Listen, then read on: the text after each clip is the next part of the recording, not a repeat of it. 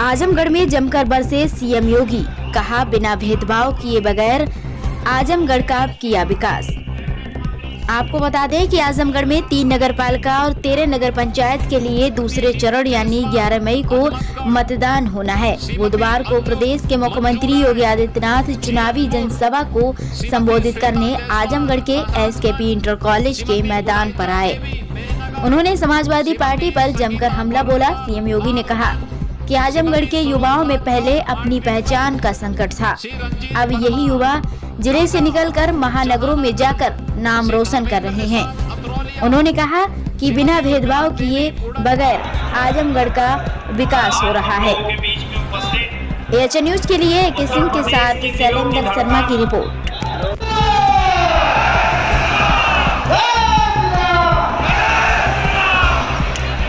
समर्पित किया है, इसे कोटि कोटि नमन करते हुए मैं आप सबका हृदय से अभिवादन करता हूं। भाइयों बहनों, हमारा आजमगढ़ दुनिया के अंदर कभी अपनी तेज के लिए, अपने ओज के लिए और अपनी लेखनी के लिए जाना जाता था, लेकिन स्वतंत्र भारत में जो आज थी,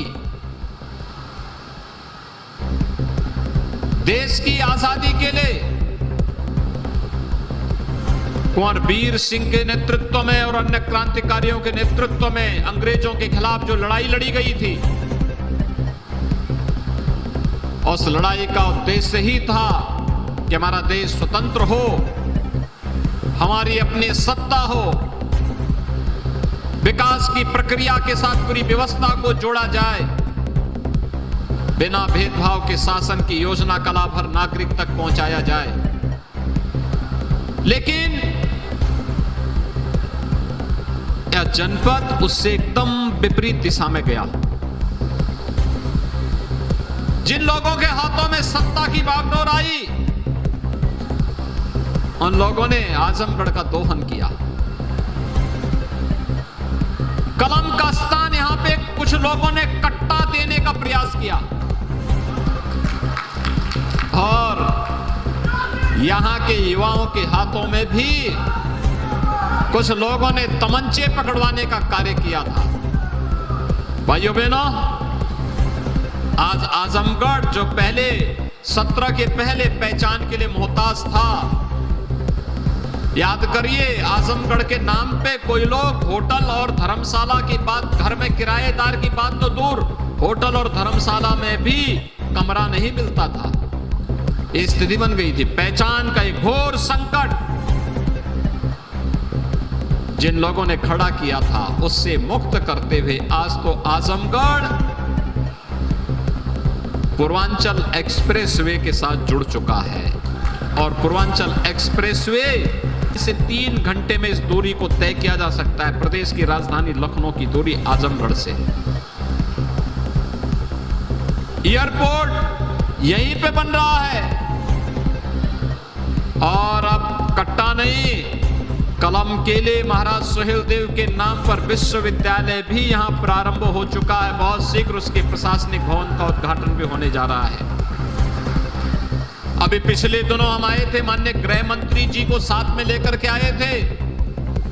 हरिहरपुर में फिर से यहां की पहचान को बनाए रखने के लिए, जो कि आपने एक कलाकार को सांसद बनाया और पहली बार एक कलाकार आजमगढ़ से सांसद बना, इसलिए उनकी मांग पर हरिहरपुर गांव में हमने संगीत विद्यालय का शिलान्यास भी करके इस कार्यक्रम को आगे बढ़ा दिया।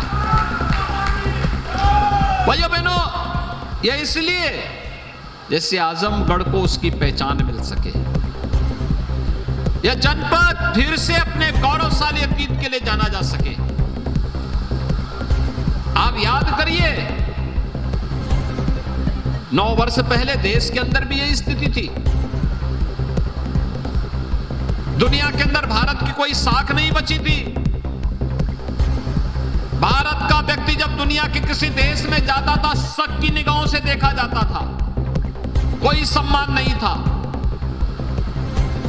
और दुनिया के अंदर लोग भारत के बारे में बहुत अच्छा नहीं सोचते थे, लेकिन 9 वर्ष पहले प्रधानमंत्री मोदी जी के हाथों में भारत की बागडोर आई और आज बदलते हुए भारत को हम सब ने अपनी आंखों से देखा है। सबने देखा है, वैश्विक मंच पर भारत का सम्मान बढ़ा है। दुनिया की नजर भारत निकाय भारत के प्रति बदली है, धारणाएं बदली हैं। आज मोदी जी दुनिया के अंदर संकट मोचक के रूप में जाने जाते हैं। दुनिया के अंदर कहीं संकट आता है, लोग प्रधानमंत्री मोदी जी की तरफ आशा भरी निगाहों से देखते हैं।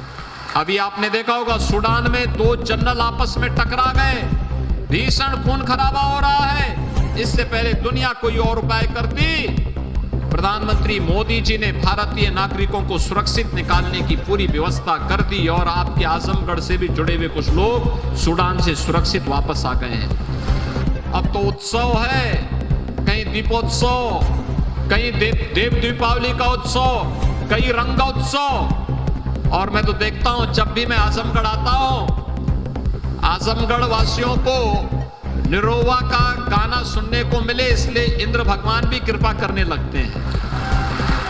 आप सोचिए, ये मई का महीना है, आज 3 मई है। इस समय अगर मई के महीने की सही धूप होती ना, टेम्परेचर 45-46 डिग्री होता, सब पसीना पोंछ रहे होते। ऐसे लग रहा है कितनी शांति हो गई है, कैसे लगता है जैसे आप मंसूरी में और शिमला में बैठे हुए हो।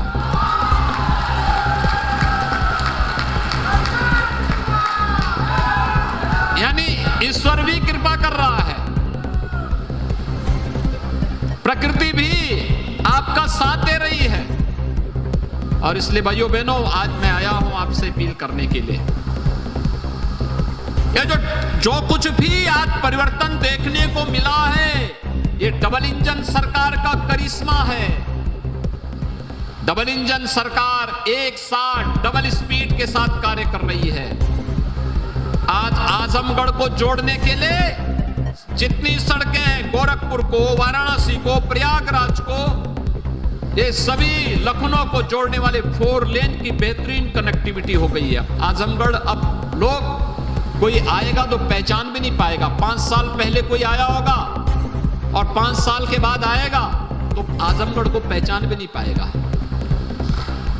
और मैं तो कह सकता हूं इस बात के लिए, 5 साल पहले पूर्व सीएम आए होंगे यहां चुनाव लड़ने के लिए, अगर वो कभी बाई रोड आ जाएंगे तो आज आजमगढ़ को पहचान भी नहीं पाएंगे, पहचान भी नहीं पाएंगे। भाइयों बहनों, डबल इंजन सरकार की स्पीड और उसके द्वारा डबल स्पीड के साथ जो कार्य किया गया है, इसका लाभ आज आपको यहां पे मिला है। और यही कहने के लिए आए हैं कि डबल इंजन के साथ अगर तीसरा इंजन भी जुड़े तो ये विकास की गति को 3 गुना, 4 गुना, 5 गुना, कई गुना बढ़ाया जा सकता है। भाइयों बहनों, सरकार की नीयत साफ होनी चाहिए और यही कारण है विगत 9 वर्ष में मोदी जी ने करोड़ों लोगों को मकान दिया, करोड़ों लोगों को शौचालय दिया, करोड़ों लोगों को उज्ज्वला योजना के कनेक्शन दिए, करोड़ों लोगों को रोजगार की सुविधा के साथ जोड़ा, करोड़ों लोगों के जनधन अकाउंट खोले और करोड़ों लोगों को, 50 करोड़ लोगों को आयुष्मान भारत की योजना से 5 लाख रुपए की स्वास्थ्य बीमा का कवर दिया और 80 करोड़ लोगों को कोरोना कालखंड में अब भी फ्री में राशन देने का कार्य किसी ने किया है, प्रधानमंत्री मोदी जी ने किया पूरे देश के अंदर।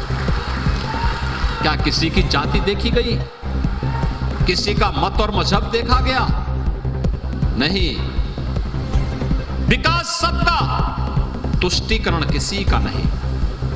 हम तुष्टीकरण पे विश्वास नहीं करते, हम तो सशक्तिकरण पर विश्वास करते हैं। एक एक योजना हर नागरिक के सशक्तिकरण का माध्यम बनी है। हमने युवाओं के हाथों में तमंचे नहीं आने दिए, हमने युवाओं के हाथों में टैबलेट दिए हैं। उत्तर प्रदेश सरकार 2 करोड़ युवाओं को टैबलेट दे रही है। अपने युवाओं के टैलेंट को टेक्नोलॉजी के साथ और ट्रेनिंग के साथ जोड़ने का कार्य उत्तर प्रदेश के अंदर हो रहा है। आज यूपी के अंदर ये 35 लाख करोड़ रुपए का जो निवेश आने जा रहा है, 1 करोड़ युवा को उत्तर प्रदेश के अंदर ही नौकरी देंगे, इस विश्वास के साथ एक कार्यक्रम तेजी के साथ आगे बढ़ रहे हैं। ये विश्वविद्यालय इसीलिए बनाए जा रहे हैं। आज हमारे शहर गंदगी के ढेर नहीं, स्मार्ट सिटी दिख रहे हैं, स्मार्ट सिटी, स्वच्छ शहर दिखते हैं। आज हमारे शहरों में सौदों का आतंक नहीं, बल्कि हमारे शहर सेफ सिटी बन रहे हैं।